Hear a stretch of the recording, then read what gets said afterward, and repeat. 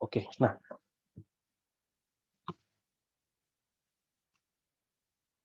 hari ini judulnya generasi yang dihapus dari silsilah.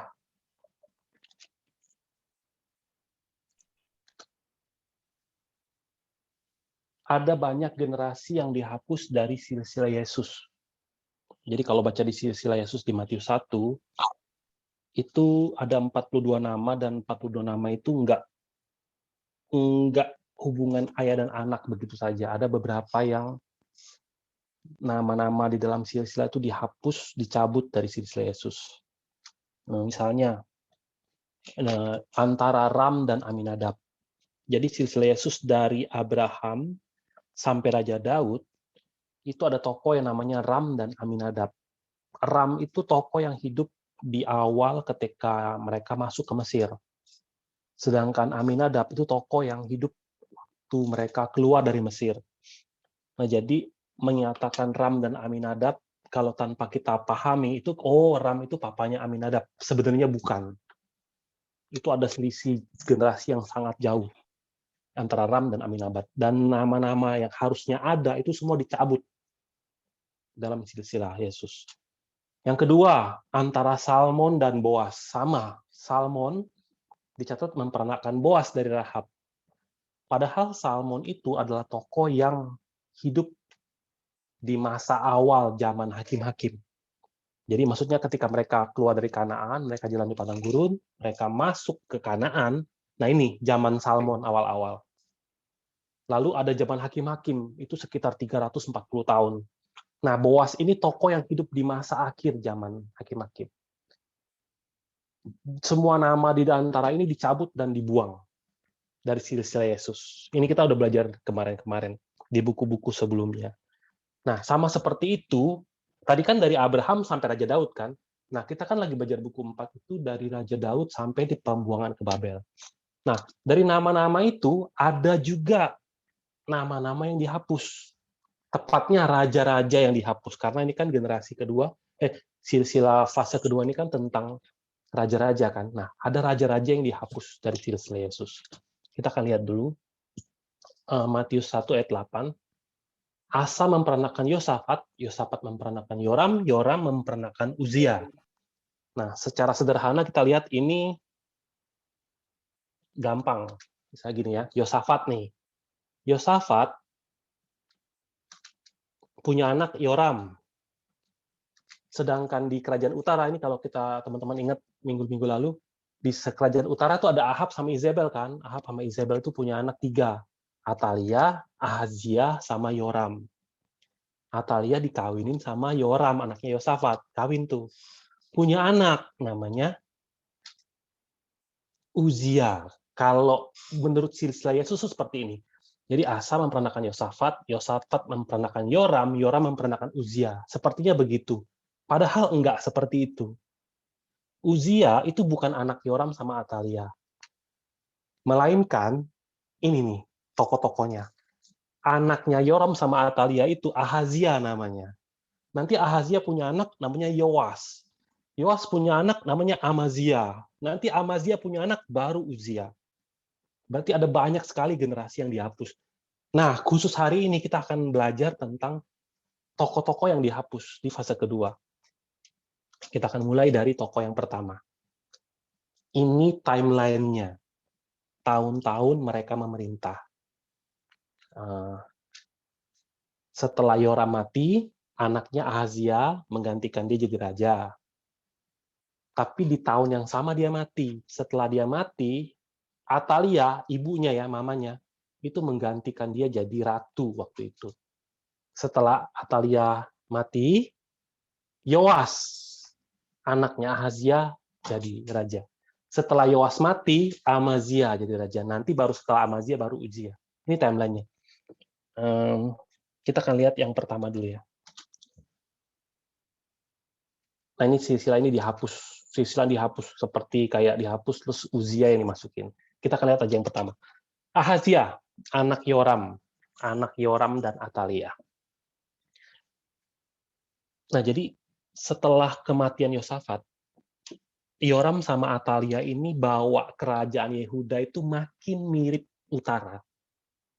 makin mirip seperti kerajaan utara. Nah, Ahazia itu lahir dari keturunan dari pasangan yang seperti ini. Arti namanya dulu ya. Arti nama Ahazia tuh Ahaz dan Ya itu Yahweh ya. Jadi Ahaz itu memegang. Yahweh itu Allah Tuhan. Jadi nama lain Ahazia itu Yoahaz. Jadi kalau teman-teman baca ada raja Yoahaz itu sama Ahazia sama. Yoahaz itu dari kata Yehova sama Ahaz. Yehoahaz. Sama artinya Allah memegang. Jadi dari arti namanya Allah yang pegang.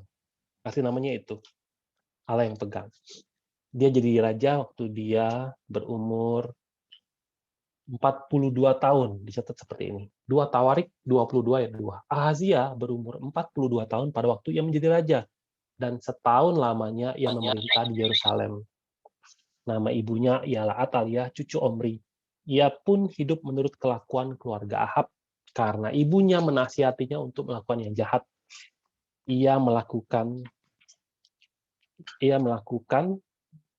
apa yang jahat di mata Tuhan, sama seperti keluarga Ahab, sebab sesudah ayahnya mati, mereka menjadi penasihat-penasihatnya yang mencelakakannya.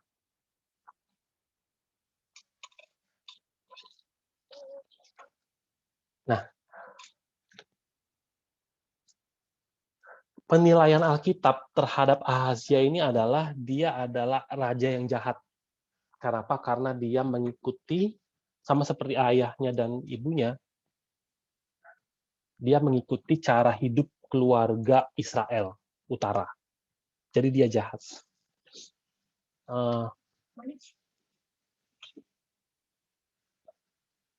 Ayat 5, atas nasihat mereka pula, ia pergi bersama-sama Yoram bin Ahab, raja Israel, untuk berperang melawan Hazael, raja Alam di Ramot Gilead. Tetapi orang-orang Aram melukai Yoram. Nah, jadi Ahazia, kalau teman-teman lihat yang saya gambar, Ahazia sama Yoram, itu Yoram dari utara ya. Jadi itu pamannya. Saya nggak tahu itu adik Atalia atau kakak Atalia, tapi itu saudaranya Atalia, berarti itu pamannya. Dia sama pamannya sama-sama pergi perang lawan Raja Aram. Tapi Yoram terluka, pulang. Mereka masing-masing pulang. Ketika dia pulang, Yoram sakit keras di utara, terjadilah pemberontakan. Terjadi pemberontakan.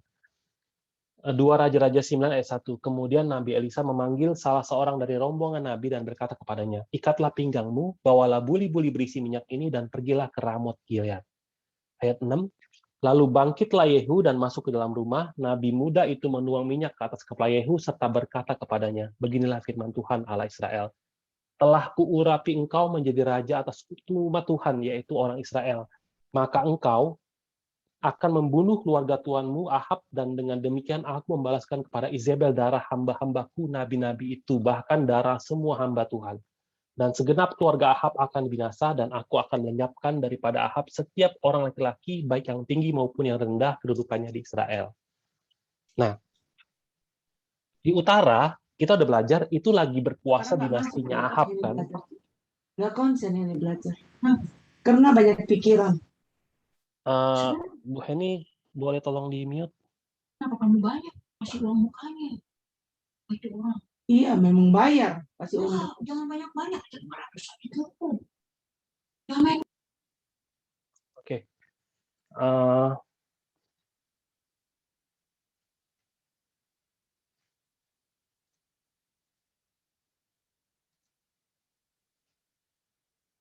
Nah, jadi di kerajaan utara itu lagi berkuasa kan kerajaan Ahab. Ahab sama Izebel. Ahab sama Izebel itu berkuasa. Nah, waktu zamannya anaknya Yoram, Yoram pergi perang dan dia terluka. Ketika dia terluka itu, sakit, Yehu diurapi untuk menjadi raja, sekaligus diberikan tugas untuk menghukum keluarga Ahab dan Izebel. Jadi Yehu memberontak.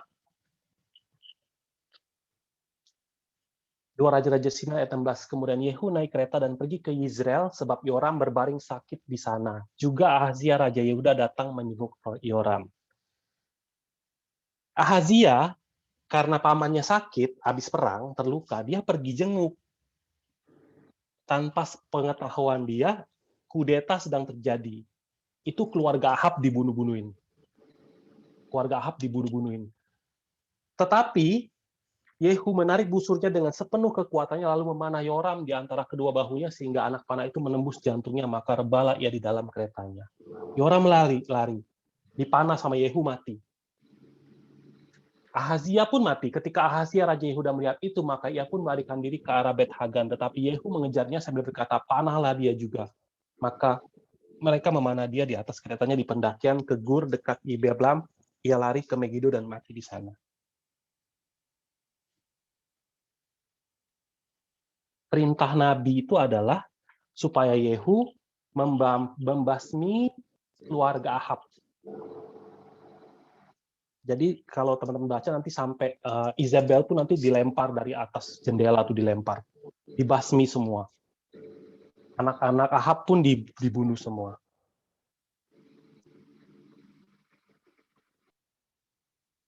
Nah, dibunuh semua. Terus perintahnya itu membunuh keluarga Ahab. Ahazia itu nggak ada perintah membunuh Ahazia, tapi Ahazia lagi sial aja, dia datang ke sana, lagi mau jenguk, dan dia mati juga. Mati juga dia. Itulah sejarah dari Raja Ahazia.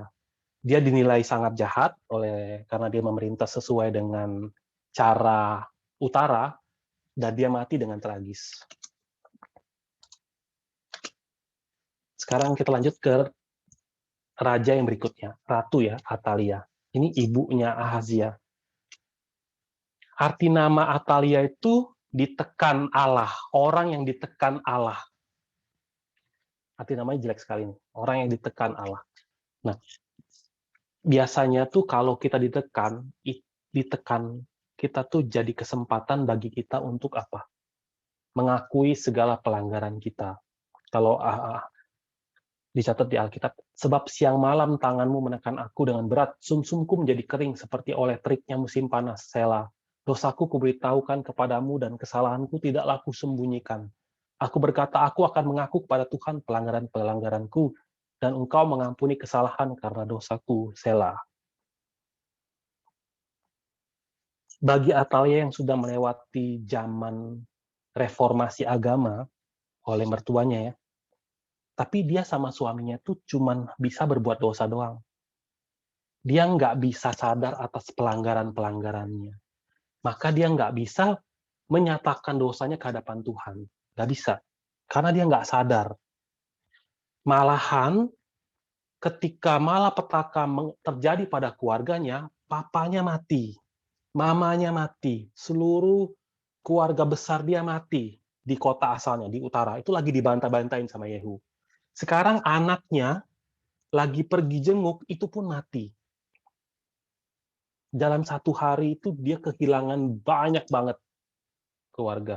Bukan hanya itu, dia kehilangan tahta, kehilangan pengaruh keluarga kerajaan di utara. Nah, atas semua ini, yang Atalia lakukan apa? 2 Raja-Raja 11 ayat 1. Ketika Atalia, ibu Ahazia, melihat bahwa anaknya sudah mati, maka bangkitlah ia membinasakan semua keturunan raja. Dia nggak sadar kalau dia lagi ditekan, malah dia apain? Dia bunuh semua. Kalau baca di 2 Tawarik 22 ayat 10 juga sama. Ketika Atalia melihat anaknya mati, ia bangkit dan membunuh semua keturunan raja. Nah, sebuah keturunan raja itu siapa? Kita lihat silsilahnya seperti ini ya. Ini Yoram nih. Yoram sama Atalia. Kawin kan? Punya anak. Salah satunya Ahazia. Tapi Yoram juga punya istri-istri lain. Dan dari istri-istri lain, dia punya anak-anak. Punya cucu-cucu. Dari Ahazia pun dia punya cucu. Nah, setelah Yoram mati, kan Ahazia jadi raja. Nah, ketika Ahazia mati, lagi jenguk pamannya mati, dibunuh, Atalia jadi kayak orang gila. Dia bunuh semua. Anak-anak dari istri lain, bahkan cucu-cucunya sendiri dia bunuh. Dia bunuh semua. Secara luar, ia membinasakan semua keturunan raja. Secara luar tuh itu, dia bunuh semua keturunan-keturunan raja. Demi ngapain? Demi mengamankan kekuasaan dia. Di utara kekuasaan dia sudah habis direbut Yehu. Sekarang yang di selatan dia yang ambil. Secara luar itu. Tapi secara dalam, semua keturunan raja, kalau versi Inggrisnya itu the royal offspring, benih raja ya. Benih raja. Ini ngomongin apa? Raja, kita tahu raja sejati itu siapa sih? 1 Timotius 6 ayat 15, yaitu saat yang akan ditentukan oleh penguasa yang satu-satunya dan yang penuh bahagia. Raja di atas segala raja dan tuan di atas segala tuan. Ini ngomongin Yesus kan? Yesus itu raja di atas segala dan tuan di atas segala tuan. Nah, benih raja. Benih itu juga ngomongin apa? Firman Allah. Lukas 8 bilang apa? Benih itu firman Allah. Nah, jadi secara dalam ini ngomongin Yesus. Ngomongin Yesus Kristus. Ngomongin firman. Yesus ngomong apa? Di dalam firman-Ku itu ada hidup. Lewat perkataan-Ku itu ada hidup. Yohanes 1 ayat 1 bilang apa? Pada mulanya adalah firman. Nah, Alkitab tuh sedang bersaksi kepada kita tentang hal ini. Kalau benih dunia itu busuk, kalau benih dari Tuhan kan, kayak di 1 Petrus 1, 2, 3 tuh, bukan dengan benih yang fana. Nah, jadi Atalia itu gambarin apa? Atalia yang bangkit membinasakan semua keturunan raja, itu gambaran dari pekerjaan iblis.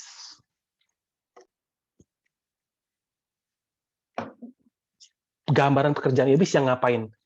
Hendak membunuh atau hendak menghapus firman. Hendak memusnahkan firman. Biasanya orang itu kalau dengar pekerjaan iblis, pikirnya, oh ini eksklusif buat iblis. Hal-hal yang pekerjaan iblis itu hanya bisa dilakukan oleh iblis. Enggak. Pekerjaan iblis itu enggak eksklusif punya iblis. Artinya bukan cuma iblis yang bisa lakukan.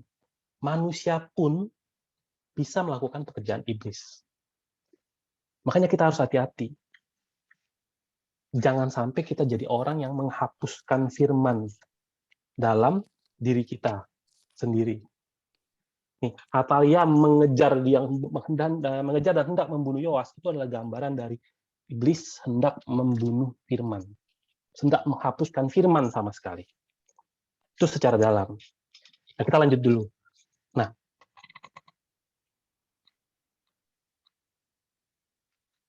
Atalia itu bukannya bertobat, dia malah makin ganas. Sesuai dengan arti namanya, dia ditekan Tuhan, tapi dia tidak bertobat. Di akhir zaman, hal itu pun akan terjadi. Saya bacain ya, Wahyu 9 ayat 20. Tetapi manusia lain yang tidak mati oleh malapetaka itu tidak juga bertobat dari perbuatan tangan mereka. Mereka tidak berhenti menyembah roh-roh jahat dan berhala-berhala dari emas dan perak, dari tembaga, batu, dan kayu yang tidak dapat melihat atau mendengar atau berjalan. Dan mereka tidak bertobat daripada pembunuhan, sihir, percabulan, dan pencurian. Kalau teman-teman nanti malam baca ya, ayat-ayat sebelum ini ya, itu Tuhan kasih banyak malapetaka. Tapi makin banyak malapetaka, dia 20 apa? Tetap nggak bertobat. Ayat 21 ngapain? Tetap nggak bertobat. Jadi setelah ditimpa berbagai macam kecelakaan, tidak kunjung bertobat.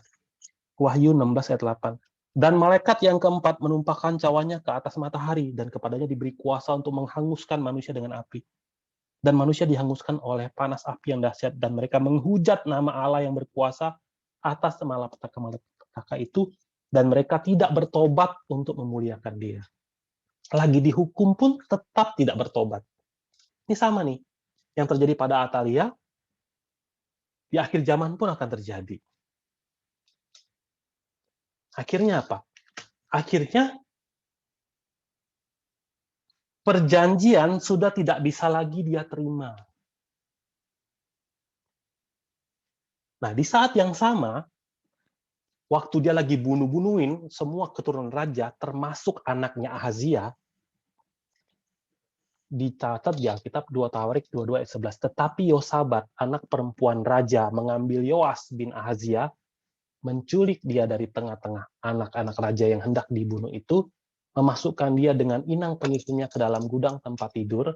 Demikian Yosabat, anak perempuan Raja Yoram, istri Imam Yoyada, ia adalah saudara perempuan Ahazia, menyembunyikan dia terhadap Atalia sehingga ia tidak dibunuh Atalia.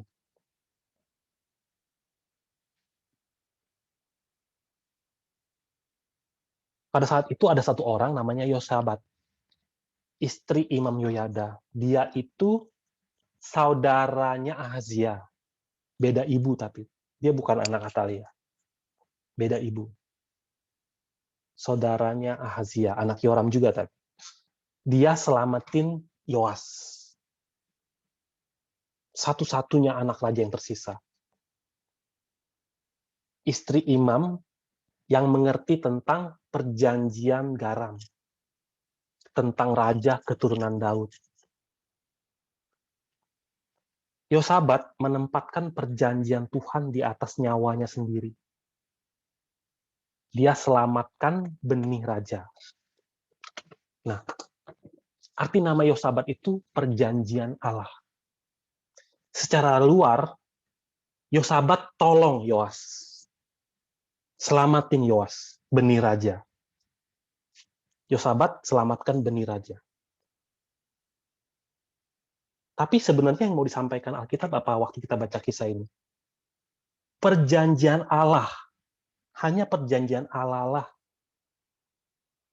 yang menjaga benih, yaitu firman. Sampai hari ini. Di waktu itu benih keturunan raja bisa hidup. Kenapa? Karena ada perjanjian Allah. Sama seperti itu, kita hari ini bisa ibadah, bisa baca Alkitab, bisa Bible study. Itu karena apa? Karena perjanjian Allah. Perjanjian Allah yang membuat kita hari ini bisa punya iman.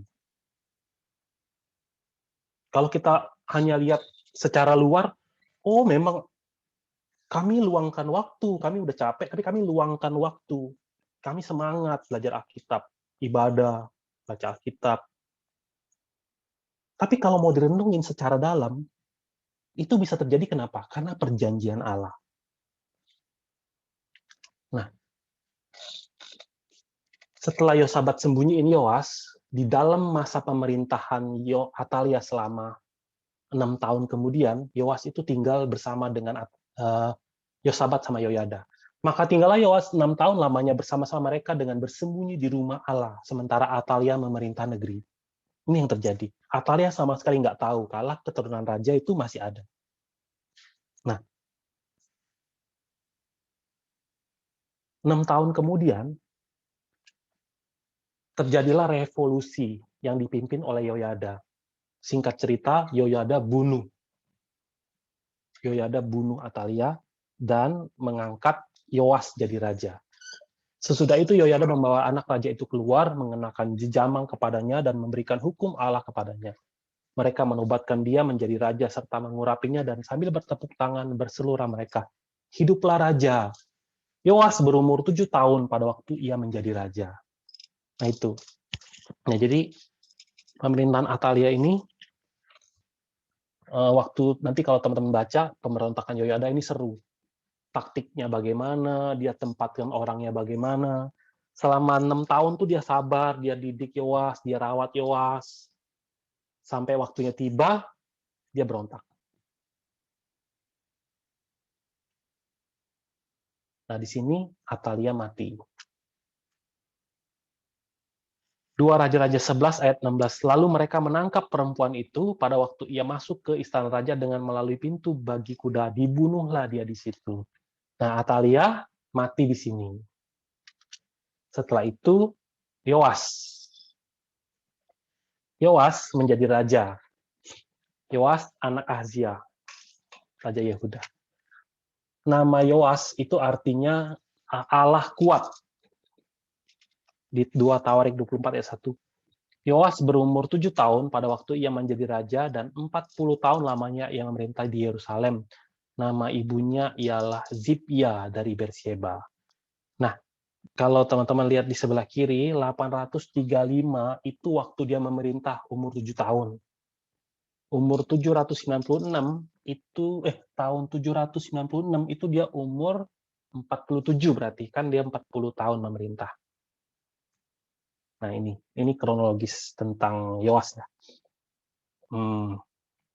Yoas ini raja yang bagaimana? Yoas itu adalah raja yang baik awalnya. Dicatat di Alkitab, salah satu prestasi Yoas itu adalah dia memiliki hati untuk memperbaiki bait suci. 2 Tawarik 24 ayat 4. Kemudian Yoas bermaksud untuk memperbaharui rumah Tuhan. Sebab alasannya kenapa ayat 7 itu sebab anak-anak Atalia perempuan fasik itu telah membongkar rumah Allah, bahkan memakai barang-barang kudus rumah Tuhan untuk para Baal. Jadi Yoas pikir, oke, aku akan perbaiki rumah Allah. Jadi dia mulai kumpulin duit lewat imam-imam. Tapi dia tunggu, kok nggak kekumpul-kumpul duitnya. Bait suci nggak selesai-selesai. Akhirnya dia marah, dia bilang, oke, duit reformasi rumah Allah nggak boleh lagi diberikan ke imam. Tapi kita taruh kotak di depan bait suci, kalau ada rakyat hatinya tergerak, dia sumbang untuk restorasi bait suci. Nah, rakyat-rakyat mulai datang, rakyat-rakyat mulai kasih duit di situ sampai banyak penuh. Kalau udah penuh, dia kasih lagi peti kosong. Masukin lagi duit ke situ. Nah, begitu duitnya banyak, dia kasih duit itu langsung ke tukang-tukang. Langsung dia outsource ke tukang batu, tukang kayu, ahli ini, ahli itu. Dibikin semua selesai. Kapan itu selesainya? 2 Raja-Raja 12 ayat 6. Tetapi dalam tahun ke-23 zaman Raja Yoas, para imam belum juga memperbaiki kerusakan rumah itu. Nah ini, yang tadi saya bilang. Sampai tahun ke-23 itu nggak selesai-selesai. Dia panggil apa? Tukang-tukang tadi. Dia bikin peti dan dia panggil tukang-tukang tadi. Akhirnya selesai. Tahun ke-23 pemerintahan dia, itu berarti apa? Dia memerintah umur 7 kan? 23 tahun, kemudian ini umur 30. Bait sucinya selesai. Nah, jadi selama 23 tahun, dia itu adalah raja yang baik. Nah, setelah bait sucinya selesai pun, dicatat begini, 2 Tawarik 24 ayat 14. Setelah mereka selesai, mereka membawa uang yang kelebihan kepada raja dan Yoyada. Uang itu dipakai untuk membuat perkakas-perkakas rumah Tuhan, yakni perkakas-perkakas untuk penyelenggaraan kebaktian, perkakas-perkakas untuk korban bakaran, juga cawan-cawan dan perkakas-perkakas emas dan perak. Sepanjang umur Yoyada, korban bakaran tetap dipersembahkan dalam rumah Tuhan. Nah, jadi Yoas itu telah berada di asuhan Yoyada dan Atalia dari dia umur 1 tahun. Umur 7 tahun, dia dijadiin raja. Umur 7 tahun bisa memerintah apa sih? Pasti Yoyada kan yang ada di belakang dia, yang ngatur dia, ngajarin dia. Terus sampai 30 menanamkan iman kepada dia, terus sampai umur 30, sampai bangun bait suci, dan terus berlangsung sampai apa? Sepanjang umur Yoyada. Selalu, ibadah tuh nggak pernah stop. Selalu ada. Di 2 Tawarik 24 ayat 15, Yoyada menjadi tua dan lanjut umur, lalu matilah ia. 130 tahun umurnya ketika ia mati.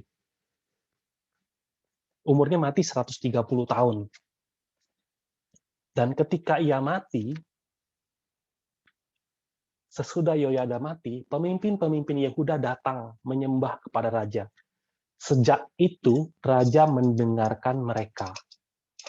Mereka meninggalkan rumah Tuhan, Allah nenek moyang mereka, lalu beribadah kepada tiang-tiang berhala dan patung-patung berhala. Oleh karena kesalahan itu, Yehuda dan Yerusalem tertimpa murka.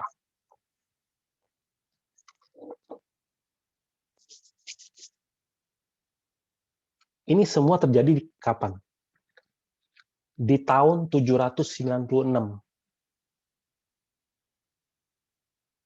Jadi dari umur 30 sampai umur 47, 17 tahun itu Yoyada masih hidup sambil tetap mempersembahkan korban bakaran.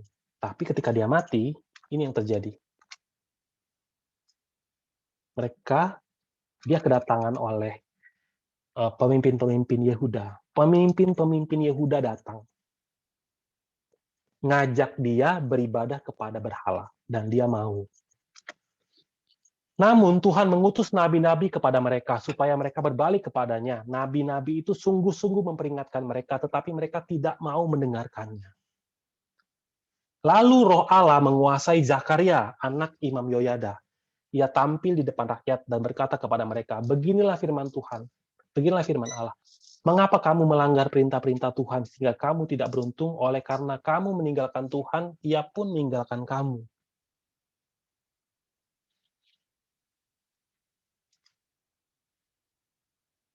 Tetapi mereka mengadakan persepakatan terhadap dia, dan atas perintah raja, mereka melontari dia dengan batu di pelataran rumah Tuhan.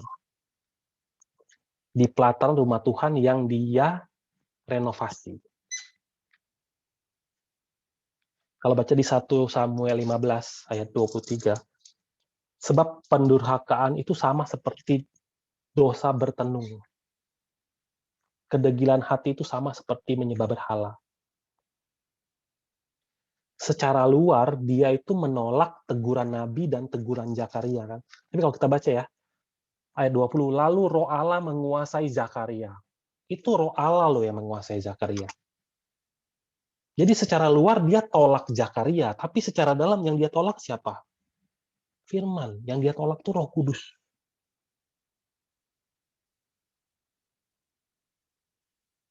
Ayat 22, Raja Yoas tidak mengingat kesetiaan yang ditunjukkan Yoyada ayah Zakaria itu terhadap dirinya. Ia membunuh anak Yoyada itu yang pada saat kematiannya berseru, semoga Tuhan melihatnya dan menuntut balas.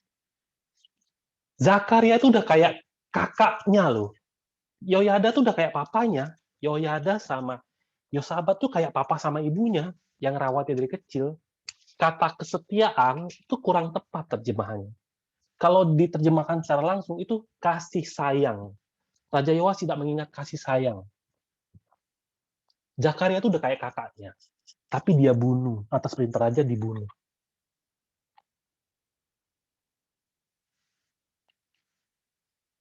Pada waktu itu, majulah Hazael, Raja Aram, diperanginya Lagat dan diributnya. Kemudian Hazael berniat menyerang Yerusalem.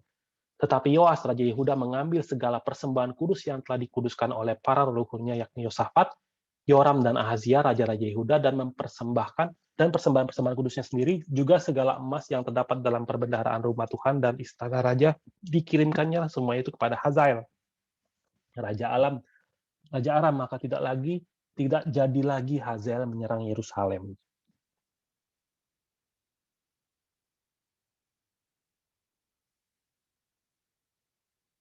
Jadi Tuhan kasih hukuman dengan mengirimkan Aram. Yoas pikir, gue banyak duit, masalah seperti ini gue selesaikan dengan duit. Langsung dia ambil emas-emas dari persembahan kudus yang selama ini udah dikumpulin, dia setor ke Hazael. Udahlah, jangan nyerang. Gue kasih duit. Nggak jadi diserang. Tapi pada pergantian tahun, tentara Aram maju menyerang Yoas dan masuk ke Yehuda dan Yerusalem. Dari bangsa itu semua pemimpin habis dibunuh mereka dan segala jarahan dikirim mereka kepada raja negeri Damsyik. Walaupun tentara Aram itu datang dengan sedikit orang, namun Tuhan menyerahkan tentara yang sangat besar kepada mereka. Karena orang Yehuda telah meninggalkan Tuhan, Allah nenek moyang mereka. Demikianlah orang Aram melakukan penghukuman kepada Yoas. Kata pada pergantian tahun, itu terjemahannya kurang tepat. Harusnya sebelum tahun itu berakhir. Tahun kapan? Kalau baca dari ini tuh masih lanjutan dari ayat-ayat sebelumnya. Sebelum tahun itu berakhir. Jadi kronologisnya itu begini. Yoyada mati, Yoas mulai menyembah berhala, dia ditegur nabi-nabi, ditegur Zakaria, dia bunuh Zakaria, diserang Aram. Dan sebelum itu semua, sebelum tahun itu berakhir, dia mati. Maka malahan kata membunuh dia yang dipakai itu sama seperti kata yang dipakai waktu dia bunuh Zakaria. Tuhan balas ke dia langsung, instan.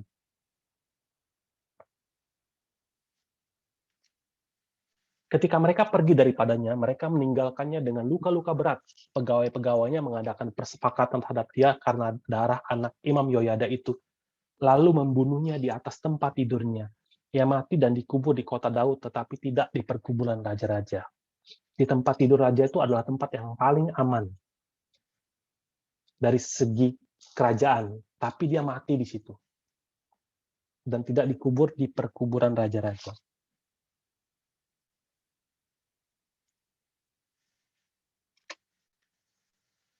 Kita akan lihat dua poin penting dari kisah Yoas dan kisah Yoas ya. Di 2 Tawarik 24 di ayat 15 dicatat seperti ini. Yoyada menjadi tua dan lanjut umur. Lalu matilah ia, 130 tahun umurnya ketika ia mati.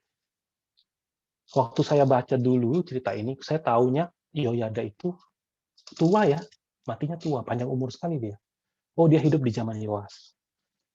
Tapi kalau kita hitung, 130 tahun, dia mati umur tahun 796, berarti dia hidup lahir kapan? Dia lahir tahun 926. Tahun 926 itu adalah tahun keempat Rehabeam memerintah. Kan negaranya pecah tahun 930 kan. Utara sama selatan tuh pecah di tahun 930. Rehabeam di pemerintahan tahun keempat. Jadi Imam Yoyada itu adalah tokoh yang hidup di zaman Rehabeam, Abia, Asa, Yosafat, Yoram, Ahazia, Atalia, dan Yoas.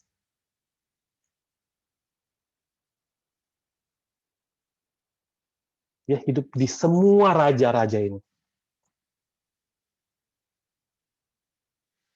Nah, kita udah belajar nih kerajaan dari Rehabeam gimana sih Israel sampai hari ini.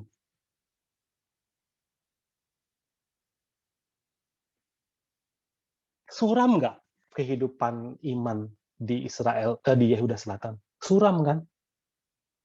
Selama 130 tahun ini begitu suram sejarah Yehuda.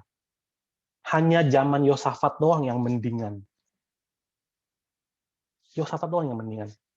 Yang lainnya parah. Dia adalah seorang, bukan cuma rajanya yang parah loh, rakyatnya juga parah. Tapi Yoyada, dia mempertahankan imannya sampai akhir. Walaupun arus dunia begitu kuat selama dia hidup, walaupun penyembahan berhala itu penuh di masa dia hidup, dia itu bertahan. Kalau baca di Kolose 3 ayat 5, Kolose 3 ayat 5 bilang, karena itu matikanlah dalam dirimu segala sesuatu yang duniawi, yaitu percabulan, kenajisan, hawa nafsu, nafsu jahat, dan juga keserakahan yang sama dengan penyembahan berhala.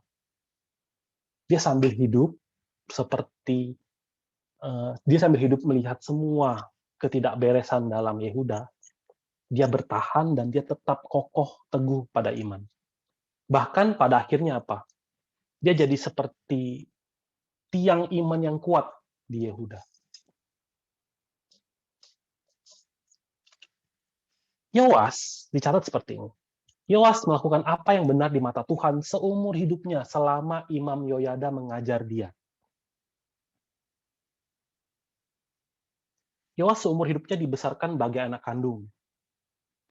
Dia dijaga dengan mempertaruhkan nyawa. Dirawat, diajari, demi meneruskan benih Daud. Tapi yang paling penting, demi apa?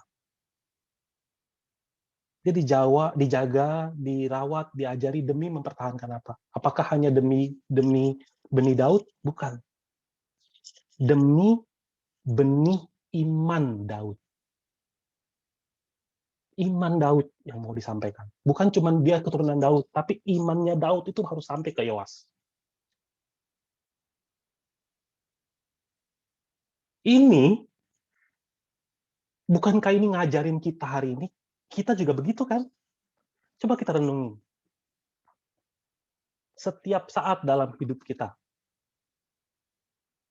Setiap saat dalam hidup kita. Apakah pernah sedetik pun Tuhan itu membiarkan kita? Bukankah Tuhan itu selalu menjaga kita, merawat kita, mendidik kita? Demi apa? Demi akhirnya ada benih iman dalam diri kita.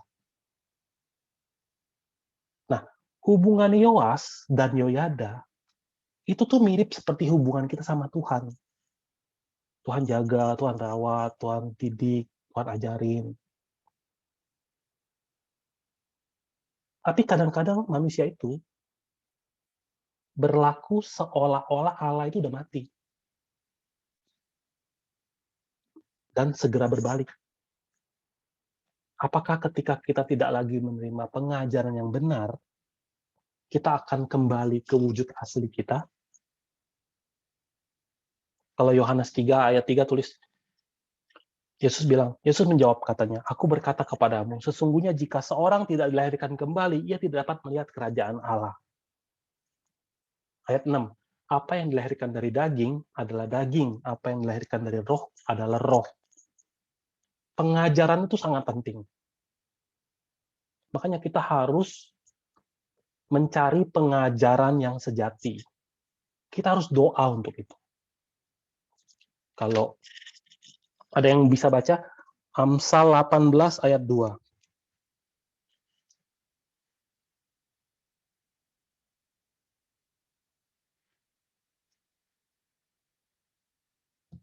Amsal 18 ayat 2. Orang bebal tidak suka kepada pengertian, hanya suka membeberkan isi hatinya. Orang bebal itu tidak suka pada pengertian, hanya suka membeberkan isi hatinya. Daripada kita doa, curhat apa yang ada dalam hati kita, Tuhan, hatiku begini, aku maunya ini, curhat terus, membeberkan isi hati. Daripada itu, kita mending doa untuk mendapatkan pengajaran dan pengertian. Doa untuk mengerti. Yakobus 1 ayat 18. Atas kehendaknya sendiri, ia telah menjadikan kita oleh firman kebenaran, supaya kita pada tingkat yang tertentu menjadi anak sulung di antara semua ciptaannya. Efesus 4 ayat 13-14. Sampai kita semua telah mencapai kesatuan iman dan pengetahuan yang benar tentang anak Allah, kedewasaan penuh, dan tingkat pertumbuhan yang sesuai dengan kepenuhan Kristus. Sehingga kita bukan lagi anak-anak yang diombang-ambingkan oleh rupa-rupa angin pengajaran, oleh permainan palsu manusia dalam kelicikan mereka yang menyesatkan. Pengajaran itu penting. Salah pengajaran sedikit aja, kacau. Nah, yang terakhir, tokoh yang terakhir, Amazia. Bagaimana dengan Amazia? Amazia, anak Yoas, katanya, arti namanya itu sama seperti nama apa-apanya. Tuhan kuat. Di masa pemerintahannya awal, ketika dia naik takhta, dia bunuh semua musuh ayahnya. Dia bunuh semua orang-orang yang sepakat membunuh ayahnya. Tapi dia nggak bunuh anak-anak dari orang-orang itu. Karena apa? Karena hukum Taurat bilang, jangan hukum anak atas kesalahan orang tua. Nah, jadi dia taat. Dia taat dan dia nggak bunuh seperti itu. Ini menunjukkan bahwa dia itu ada pengertian tentang firman. Nah, tapi Amazia ini bersandar pada duit sama kayak bapaknya dan pada kekuatan militer. Jadi suatu ketika bangsa Seir, bangsa penyembah berhala, waktu itu Amazia kumpulin tentara. Dia kumpulin tentara, dia ada 300.000 tentara. Dia mau serang Seir. Dia bukannya berdoa kepada Tuhan, mau serang Seir, dia malah setor duit ke kerajaan utara, Israel utara, kerajaan Efraim. Kalau disebut di Alkitab Efraim, itu biasanya itu tuh ngomongin tentang kerajaan utara. Nah, dia sewa 100.000 tentara dari Efraim dengan bayaran 100 talenta perak. 100 talenta perak itu berat sekali, banyak sekali. Dan dia ditegur. ditegur oleh nabi. Tapi coba ya, saya baca ya, 2 Tawarik 25 ayat 5 dan 6. Lalu Amazia mengumpulkan orang Yehuda dan menyuruh mereka, yakni seluruh orang Yehuda dan Benyamin, berdiri menurut puak-puaknya di bawah kepala-kepala pasukan 1.000 dan kepala-kepala pasukan 100.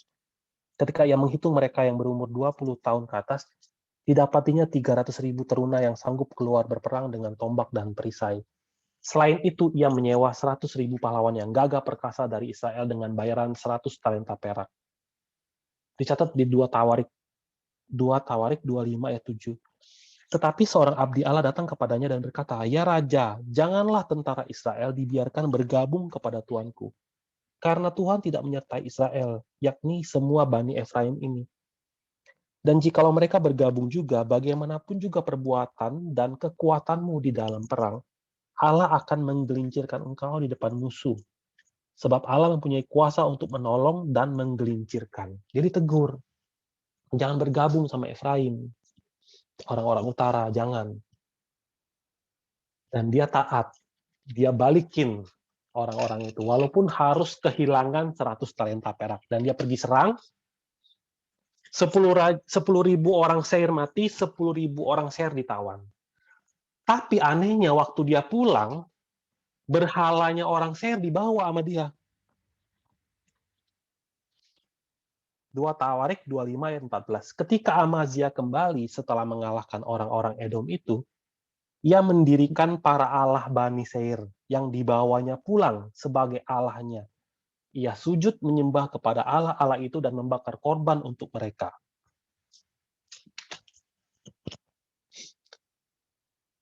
Allah marah sama dia. Kemudian Amazia mulai sombong karena dia pergi perang menang, dia mulai nantang kerajaan utara. Dia nantang kerajaan utara. Terus kerajaan utaranya bilang, "Kamu tuh kayak rumput duri lagi nantang pohon aras. Nanti aku injek-injek." Tapi dia nggak takut. Dia tetap ngotot pergi serang.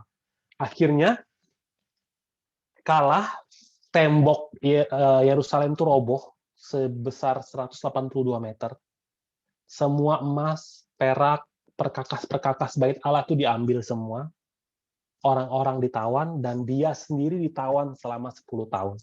Dibawa dan ditawan selama 10 tahun di utara.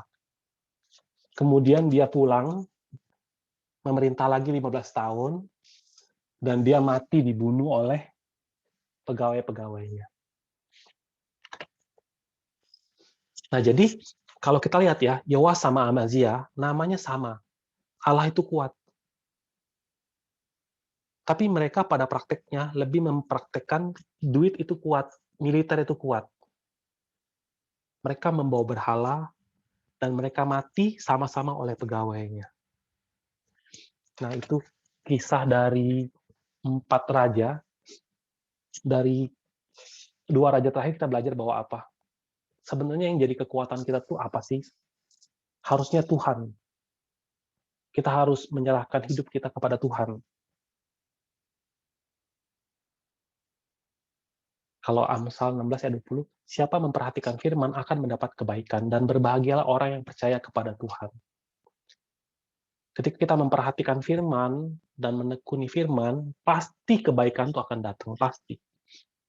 Nah, sekarang kesimpulan. Kita udah bahas 4 raja yang dihapus dari silsilah Yesus.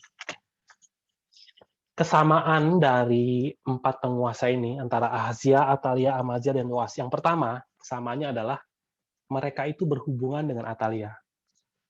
Ahazia itu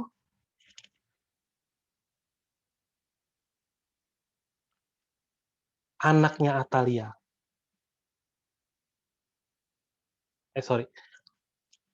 Ya benar, Ahazia itu anaknya Atalia. Amazia itu saya kebalik itu, sorry. Amazia harusnya di atas, di bawahnya Yoas ya, itu saya kebalik. Nah, tapi Ahazia itu anaknya Atalia, Yoas itu cucunya Atalia. Amazia sama Yoas, walaupun tidak berhubungan langsung sama Atalia, Mereka berhubungan langsung dengan cara hidup dan ideologi Atalia. Kesamaan yang kedua adalah mereka itu membawa berhala. Atalia pelopor membawa berhala.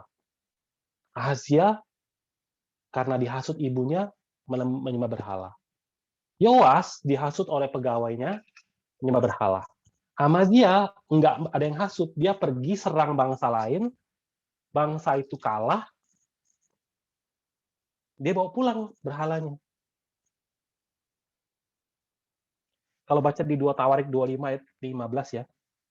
Maka bangkitlah murka Tuhan kepada Amazia. Ia menyuruh seorang nabi kepadanya yang berkata, "Mengapa engkau mencari Allah sesuatu bangsa yang tidak dapat melepaskan bangsanya sendiri dari tanganmu?" Waktu nabi sedang berbicara, berkatalah Amazia kepadanya, "Apakah kami telah mengangkat engkau menjadi penasihat raja? Diamlah. Apakah engkau mau dibunuh?" Lalu diamlah nabi itu serta berkata, "Sekarang aku tahu bahwa Allah telah menentukan akan membinasakan engkau, karena engkau telah berbuat hal ini dengan tidak mendengarkan nasihatku." Dia bawa berhala. Yang ketiga, semua tokoh ini matinya tragis. Matinya dibunuh. Ahazia mati lagi jenguk di panah, mati. Atalia dibunuh di pintu tempat kuda lewat. Amazia dibunuh, Yoas dibunuh di kasurnya. Ini kesamaan dari 4 penguasa ini. Nah, 4 tokoh ini diperingatkan berulang-ulang, tapi tidak mau peduli pada peringatan itu. Wahyu catat, Wahyu 22 ayat 11. Barang siapa yang berbuat jahat, biarlah ia terus berbuat jahat. Barang siapa yang cemar, biarlah ia terus cemar. Dan barang siapa yang benar, biarlah ia terus berbuat kebenaran. Barang siapa yang kudus, biarlah ia terus menguduskan dirinya. Daniel juga catat, Daniel 12 ayat 10, banyak orang akan disucikan dan dimurnikan dan diuji, tetapi orang-orang fasik akan berlaku fasik. Tidak seorang pun dari orang fasik itu akan memahaminya, tetapi orang-orang bijaksana akan memahaminya. Karena kejahatan dari 4 raja ini, nama mereka dicabut dan dibuang dari silsilah Yesus. Dikeluarkan dari silsilah Yesus. Kita jangan sampai jadi orang yang seperti ini. Dihapuskan dari silsilah Yesus. Ada pertanyaan nggak mengenai 4 raja ini?